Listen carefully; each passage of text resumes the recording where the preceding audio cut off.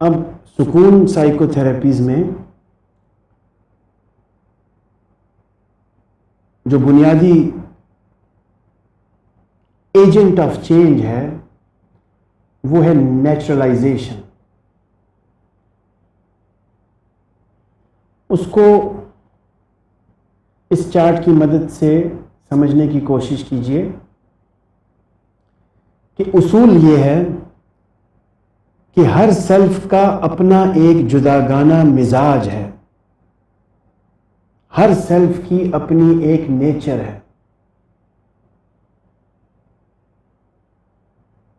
اور ہر نیچر کا مزاج مختلف ہے دوسری سیلف کی نیچر سے. جیسا کہ انر سیلف کا جو مزاج ہے وہ فرسٹ نیچر ہے، وہ ایموشن بیسڈ ہے، یعنی کہ اڈ ہے.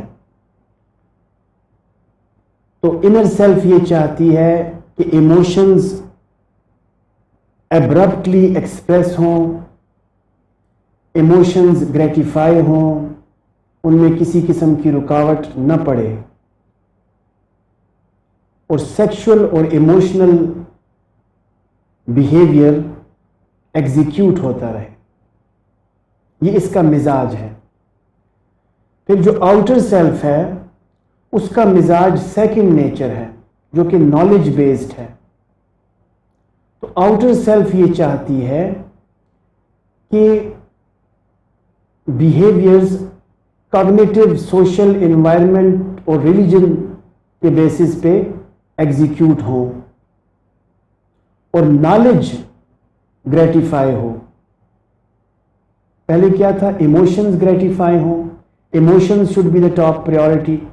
یہاں پہ ہے نالج، یعنی نالج سے مراد جو بھی اس سبجیکٹو نالج اس بندے کے پاس ہے، اس کے بیلیفز، تو وہ اپنے بیلیفز کے بیسس پہ ان بیلیفز کو گریٹیفائی کرنا چاہتا ہے اگر اس کی آؤٹر سیلف ڈومیننٹ. اسی طرح سے آئیڈیل سیلف کی جو نیچر ہے، جو مزاج ہے، وہ ویلیوز بیسڈ ہے.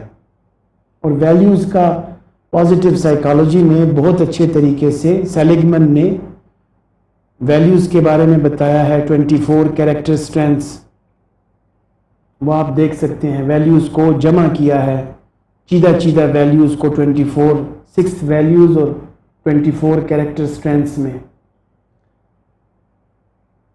تو یہ ایتھیکل بیہیویئر کو ایگزیکیوٹ کرنا چاہتی ہے آئیڈیل سیلف. اسی طرح سے ریئل سیلف کی جو نیچر ہے وہ پیرا نیچر ہے، یعنی کہ یونیورسل پلاننگ، اور وہ اسپریچول بیہیویئرز کی ایگزیکیوشن چاہتی ہے. تو ہر سیلف کی، یہ آپ کو پتہ چلا کہ ہر سیلف کی ایک علیحدہ سے ایک ڈفرینٹ نیچر ہے، ایک مزاج ہے. اب نیچرلائزیشن کیا ہے؟ نیچرلائزیشن یہ ہے، اس چارٹ سے آپ کو نیچرلائزیشن کے چارٹ سے سمجھ آتی ہے کہ اگر کلائنٹ آپ کے پاس آتا ہے تو آپ نے سب سے پہلے اس کے مسئلے کی نوعیت ڈٹرمن کرنی ہے. یعنی کہ اس کی جو پرابلم ہے، مین پرابلم، چیف کمپلینٹ، اس کی نوعیت کیا ہے، اس کی وہ کس ڈومین میں فال کرتی ہے. ان 8 ڈومینز میں سے جو اوپر لکھے ہوئے ہیں، sexual problems, emotional problems, cognitive problems, social problems, environmental problems, religious problems, ethical اور character related problems, characteristic problems اور اسپریچول پرابلمز. ان 8 نوعیتوں میں سے اس کلائنٹ کی مسئلے کی نوعیت کیا ہے، پہلے یہ ڈٹرمن کریں گے. اس کے بعد جب نوعیت ڈٹرمن ہو جائے گی کہ مسئلہ کس نوعیت کا ہے، کس ڈومین میں فال کرتا ہے، تو اگر تو وہ سیکشول اور ایموشنل پرابلم ہوگی تو اس کو فرسٹ نیچر سے حل کیا جائے گا، یعنی کہ ایموشن بیسڈ مزاج سے حل کیا جائے گا. اور کیا کیا جائے گا؟ سائیکو تھراپیوٹک انٹرونشن کیا ہو سکتی ہے کہ کلائنٹ کہ پلیجر کو انہینس کیا جائے اور اس کی ریکریشن کو انہینس کیا جائے. اس سلسلے میں اگر تو پرابلم سیکشول نوعیت کی ہے یا ایموشنل نوعیت کی ہے تو اس کلائنٹ کی زندگی میں پلیجر کو اور ریکریشن کو انہینس کرنے کی ضرورت ہے.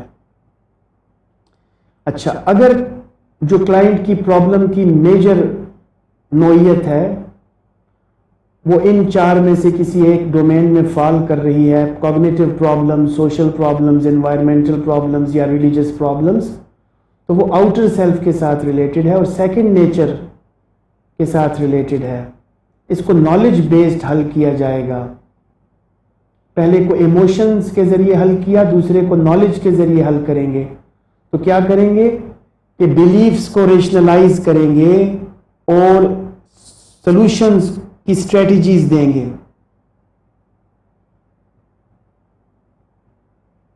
اسی طرح سے اگر کلائنٹ کی پرابلم ایتھیکل ہے تو پھر اس کو پری نیچر سے حل کریں گے اور اس کی انہینس وزڈم آن ویلیوز، اس کی ویلیوز کے اوپر جو اس کا وزڈم ہے، جو دانش ہے، جو سمجھ ہے، اس کو انہینس کریں گے. ویلیوز کی تعلیم دیں گے، اس کو ویلیوز کے بارے میں بتائیں گے. اسی طرح سے اگر پرابلم اسپریچول ہے تو اس کی اسپریچولیٹی کو اپ لفٹ کریں گے.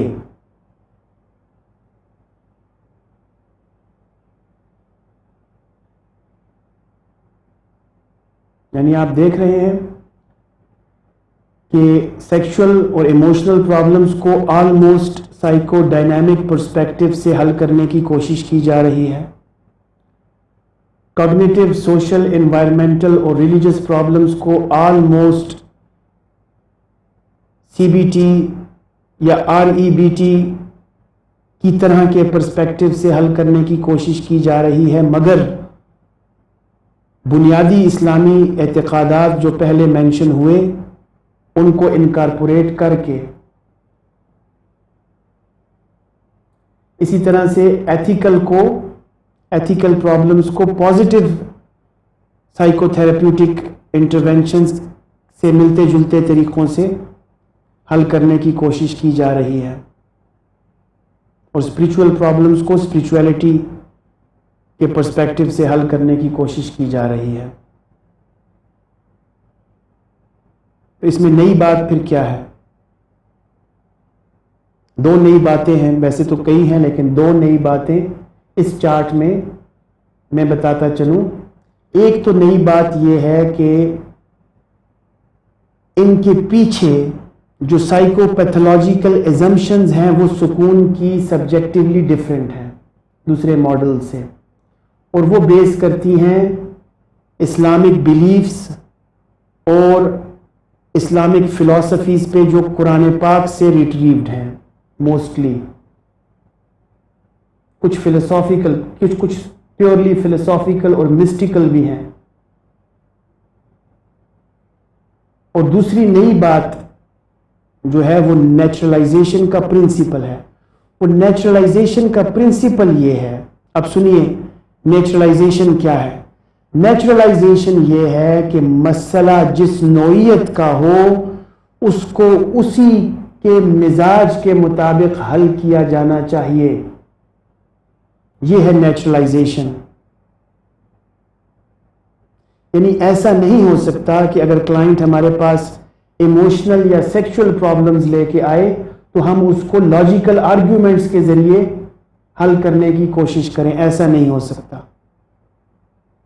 اگر کلائنٹ ہمارے پاس ایموشنل اور سیکشل پرابلمز لے کر آئے گا، ہم اس کو باتوں کے ذریعے یا ٹاکنگ کیور کے ذریعے یا سی بی ٹی دے کے یا این ایل پی دے کے یا آر ای بی ٹی دے کے یا کاؤنسلنگ دے کے حل نہیں کر سکتے، کیونکہ اس کی مزاج مختلف ہے. وہ ایموشنز کی گریٹیفیکیشن چاہ رہا ہے، اس کی انر سیلف ڈومیننٹ ہے. اسی طرح سے جن کلائنٹس کی کوگنیٹو پرابلمز ہیں، سوشل پرابلمز ہیں، انوائرمنٹل پرابلمز ہیں یا ریلیجس پرابلمز ہیں، ان کو ہم پھر ایموشن سے حل نہیں کریں گے، ان کو نالج سے حل کیا جائے گا. تو جس مسئلے کی جیسی نوعیت ہو، वैसी ही नेचर अप्लाई होगी। ये है नेचुरलाइजेशन। सबसे पहले मसले की नौइयत को समझा जाएगा कि वो किस डोमेन से मुताल्लिक है। जब डोमेन का पता चल जाएगा तो फिर ये देखा जाएगा कि उस डोमेन के ऊपर कौन सी नेचर इस्तेमाल करनी है। तो हर मसला अपनी जुदागाना नेचर के जरिए हल किया जाएगा। एक ही तरीके से, एक ही टेक्निक से सारे मसाइल को नहीं हाँका जाएगा। और फिर इस नेचुरलाइजेशन प्रिंसिपल के पीछे जो बुनियादी फिलॉसफीज हमने बताई हैं, उन बुनियादी फिलॉसफीज को तो जरूर मद्देनजर रखा जाएगा। उन इस्लामिक बिलीफ्स को और उन कुरानिक रेफरेंसेस को,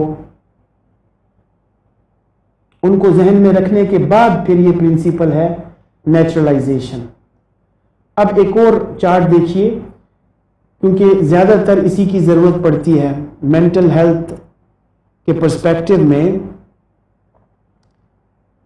ज़्यादातर लोगों की, जैसा कहा कि आउटर सेल्फ डोमिनेंट होती है, तो उनकी इनर सेल्फ को अगर डोमिनेंट किया जाएगा तो उनकी जो साइकोसोशल हेल्थ है वो पुअर से गुड हो जाएगी। तो पुअर से गुड करने के लिए आसान सा नुस्खा जो है, इस पर उर्दू का आर्टिकल भी है, सुकून का नुस्खा, और एक वीडियो भी है, सुकून का नुस्खा, उसको देख लीजिए।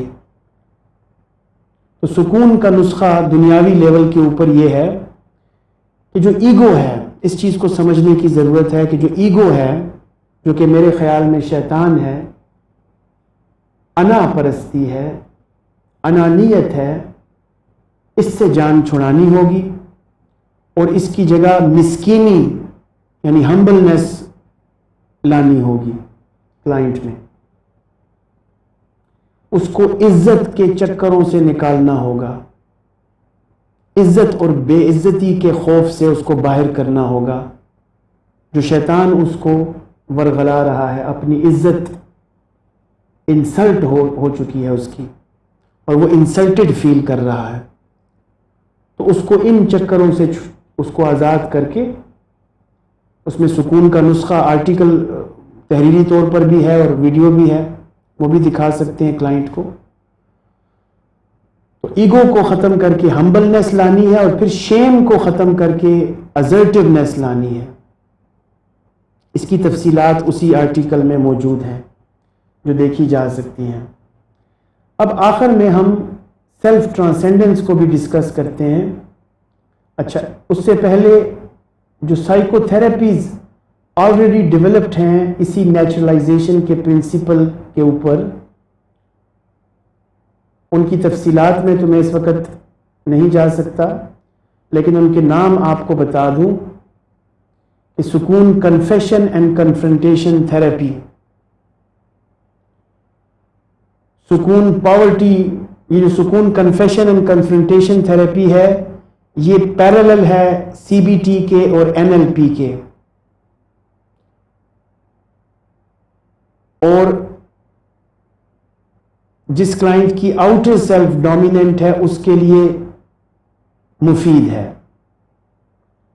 फिर सुकून पॉवर्टी एलिविएशन थेरेपी है। इसमें यह होता है कि एक पूरी फैमिली तशरीफ लाती है और उस फैमिली को एज ए यूनिट कंसिडर करके उनको गाइड किया जाता है कि आप में से हर फर्द क्या क्या स्किल्स एक्वायर करे या क्या क्या काम करे जिससे कि पूरी की पूरी फैमिली की इनकम इन्हेंस हो। तो ये बेसिकली गुर्बत को ख़त्म करने के लिए एक थेरेपी है, क्योंकि गुर्बत बजाते खुद बहुत से नफसियाती मसाइल का बायस बन सकती है। इसी तरह सुकून एग्रीगेट सक्सेस चार्ट है।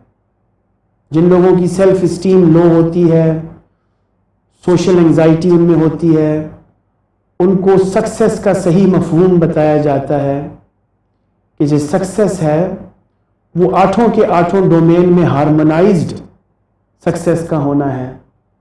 ऐसा नहीं है कि आपकी जिस्मानी सेहत बहुत अच्छी है लेकिन रूहानी बहुत कम है, आपको सक्सेसफुल नहीं कह सकते। आपके आठों के आठों डोमेन्स کے لیولز میں ہارمنی ہونا ضروری ہے. پھر سکون فیتھ ہیلنگ ہے. کوئی انسان اگر اپنے فیتھ کو انہینس کرنا چاہتا ہو, اس کو سائنٹیفک ایکسپلینیشنز چاہیے ہوں اپنے فیتھ کو انہینس کرنے کے لیے. پھر سکون اینٹی میجک آکلٹ ہے, جس میں کہ ان لوگوں کے لیے ہے جو یہ سمجھتے ہیں کہ ہم پر جادو ہو چکا ہے اور ہم جادو کے اثر میں ہیں. ان کی جان اس بلیف سے کیسے چھڑائی جائے. تو اس طرح سے پھر سیڈکس ہے, سکون اینٹی ڈپریشن ایکسرسائزز. یہ 30 منٹس کا ایک سیشن ہوتا ہے. اس میں ڈفرینٹ ایکسرسائزز ہیں جو کہ انسان کو کی ایگو کو ختم کر کے اس میں ہمبلنس پیدا کرتی ہیں, انسان کو فارمیلٹی سے انفارمیلٹی کا سبق دیتی ہیں اور انسان کی انر سیلف کو وقتی طور پر ڈومینیٹ کر کے اس کے سیڈ موڈ کو ہیپی موڈ میں بدل دیتی ہیں. پھر سکون marital adjustment analysis and uplift ہے, جس میں کہ شادی شدہ زندگی سے مسائل, طلاق وغیرہ کے مسائل اور میاں بیوی کے درمیان جو مسائل پیدا ہوتے ہیں ان کو دیکھا جاتا ہے. اس کے لیے ٹیسٹس بھی موجود ہیں. پھر سکون کیرزما تھراپی ہے. یہ ایک میرا نیا کانسیپٹ ہے. کیرزما فوبیا میں نے ڈیولپ کیا ہے, ایک نفسیاتی مرض جس کی تفصیلات کے اوپر آرٹیکل بھی ہے. جسمانی خوبصورتی اور کشش کم ہو جانے یا ختم ہو جانے کا خوف, اور ویڈیو بھی اویلیبل ہے.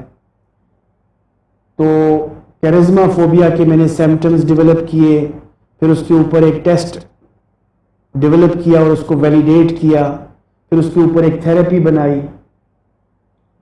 تو یہ کاسمیٹکس اور فیشن کریز سے ریلیٹڈ ایک تھراپی ہے. پھر سکون ریلیکسیشن تھراپی ہے, سکون ایموشنل ہیلنگ ہے, سکون لائف ہیلنگ ہے.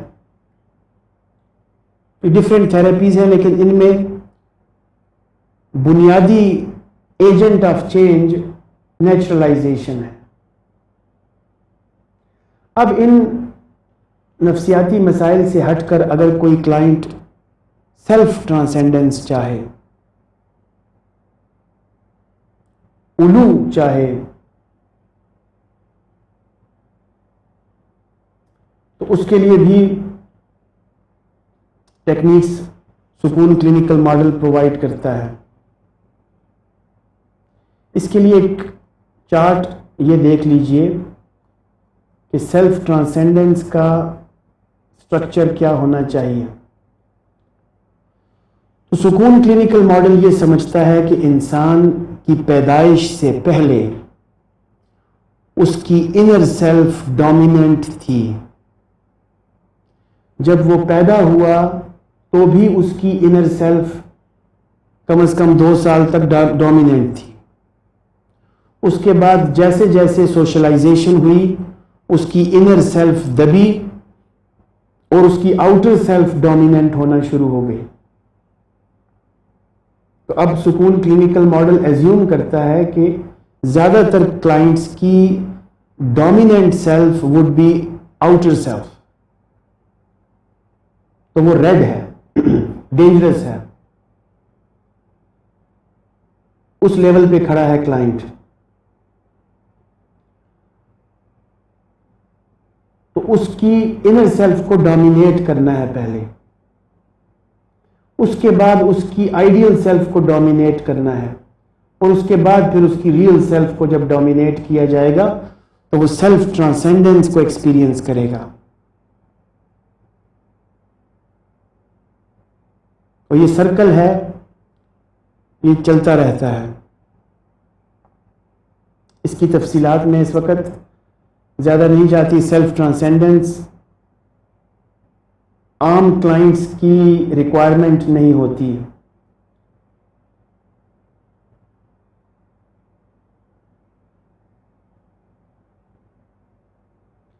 تو ان سب باتوں کا سکون کلینکل ماڈل کا جو خلاصہ ہے وہ آخر میں ریفریش کر لیتے ہیں کہ کیا خلاصہ نکل سکتا ہے. سب سے پہلے تو ہم نے جسٹیفائی کیا کہ سکون کلینکل ماڈل کی جسٹیفیکیشن کیا ہے، اس کا ریشنل کیا ہے، یہ کیوں بنا ہے، کیا یہ بننا ضروری تھا، اس سے کیا فائدہ ہو سکتا ہے، اس کا سکوپ کیا ہے، اس کی ایفیکٹونیس کیا ہو سکتی ہے، اس پر بات ہوئی، سیر حاصل۔ اس کے بعد زیادہ تر بات ہماری ان فلاسفیز پہ ہوئی جو سکون کلینکل ماڈل کے در پردہ فنکشنل ہیں،